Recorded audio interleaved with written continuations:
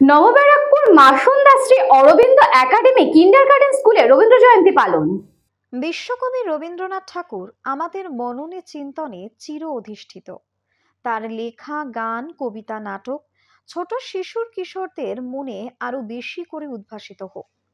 বৃহস্পতিবার সকালে বিশ্বকবি রবীন্দ্রনাথ ঠাকুরের নাচ, গান, কবিতায় রবীন্দ্র জয়ন্তী পালন করল নবব্যারাকপুর মাসুন্দা শ্রী অরবিন্দ একাডেমি কিন্ডারগার্টেন স্কুলের কচি কাচারা এবং শিক্ষিকারা। বিদ্যালয় প্রাঙ্গণে বিশ্বকবি রবীন্দ্রনাথ ঠাকুরের প্রতিচ্ছবিকে সামনে রেখে নাচে, গানে, কবিতায়, ছন্দে শ্রদ্ধার্ঘ্য নিবেদন করল খুদে পড়ুয়া থেকে প্রধান শিক্ষিকা এবং সহ শিক্ষিকারা।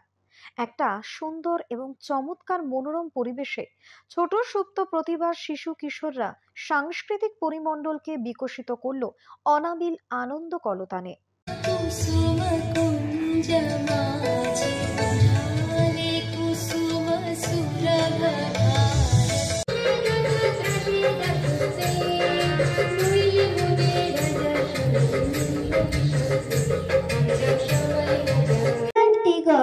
Became the first Indian to receive Nobel Prize in 1913 for Gitanjali.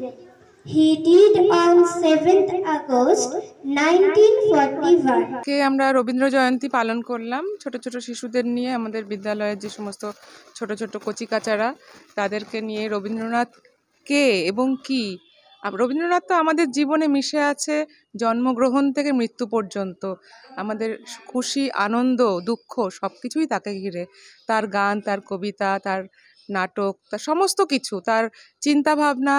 তিনি তো শুধু কবি ছিলেন না, তিনি ছিলেন ঋষি কবি, তিনি ছিলেন দার্শনিক।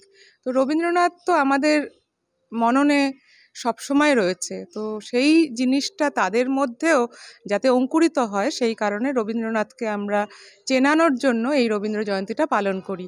ব্যুরো রিপোর্ট, নিউজ বঙ্গ টাইম।